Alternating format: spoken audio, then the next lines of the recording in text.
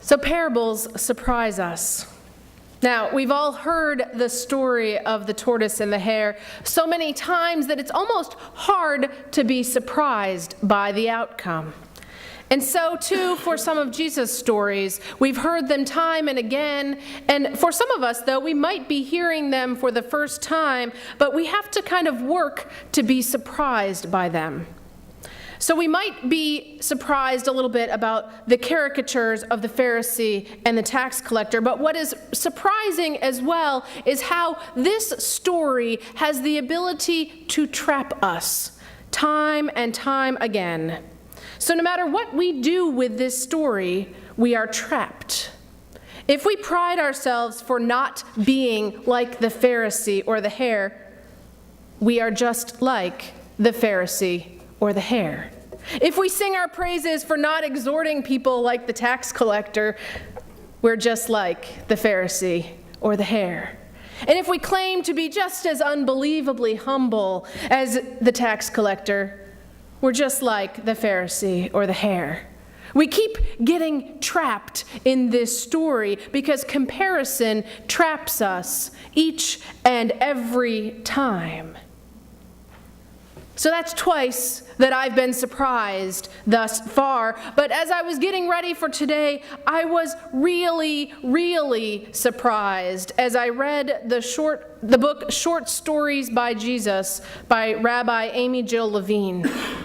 Now, as I read this book, I read something that either I actually never knew or I knew and I had completely forgotten, and was so surprised I kind of had to stop midweek and keep thinking about it because it just turned the story upside down. Now, the last verse that Randy read for us read like this: I tell you, this man went down to his home justified rather than the other. For all those who exalt themselves will be humbled, and all those who humble themselves will be exalted. Familiar with this? Understand this, and we can easily understand that it is the tax collector, the tortoise, who does the right thing. And in many ways, this is absolutely true. Humility is indeed what we're after, and God exalts those who are humble. True, good, absolutely right, but not the whole story, not the real surprising part. So Levine points out that the real surprise comes in understanding the original Greek. Now, if you're not up on your Greek fluently, you're in good company. So what she tells us is that instead of the Greek word paraekonon, meaning rather, as in this man went down to his home justified rather than the other, an equally and perhaps more accurately translated use of that word is alongside that one. Now, this would mean that the tax collector receives justification alongside the Pharisee. Well, now that changes everything. Now, God's grace and mercy, God's justification is abundant enough for both of them. For both the Pharisee, who is caricatured as being boasting and bragging and full of pride, God will exalt him.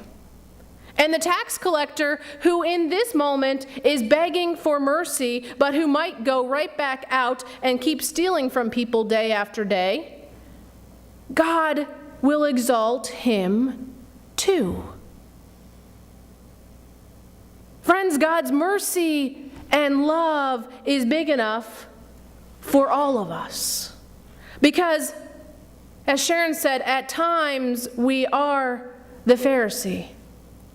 And at times we are the tax collector. God's mercy and love and grace is big enough for our good parts, our ugly parts, our sinful parts, our humble parts, and God will exalt us in our entirety. Now, undoubtedly, we have to try to dance between the pride and the humility, and we should strive for humility over pride. And undoubtedly, we need to work at that each and every day and each and every moment. But regardless, God's mercy and grace and love is big enough for all of us, no matter what. So when we boast like the hare, or when we persevere slow and steady like the tortoise, God's mercy, love, and grace are ours. So that's really amazing good news. And we know that our good and our bad and our ugly selves are worthy of God's mercy, grace, and love. But how do we access that? How do we get at that so we can know it inside of us? Well, according to the parable, we access it by turning to God in prayer, where we can let it all hang out because God already knows it. We can let our pride hang out because God knows it. We can let our humility just drive us down because God knows it. We can be real, we can be honest, and we can know that no one is watching. And that this is one of the very best ways we can come to know deep down inside God's grace and mercy and love that is there for us. Now, in case you need a little help with this prayer, a colleague of mine had this on her wall during college, and I think it is the most perfect prayer, if there is such a thing. It goes like this. Dear Lord, so far today, I've done all right. I haven't gossiped, haven't lost my temper, haven't been greedy, grumpy, nasty, selfish, overindulgent, and I'm very thankful for that. But in a few minutes, God, I'm going to get out of bed. And from then on, I'm going to need a lot more help. Amen. And I think this prayer has it about right. We're going to do the best we can. And we're going to keep on getting out of bed each day. And we're going to keep on doing the best we can and striving to do a little bit better. And we're going to keep peeling off those layers of ourselves, recognizing that there's different layers in there. The good, the bad, the ugly, the amazing. And we can be real before God. And we can know that God's mercy, God's love, and God's grace is big enough for all of us. And our many layers, too. Thanks be to God. Amen.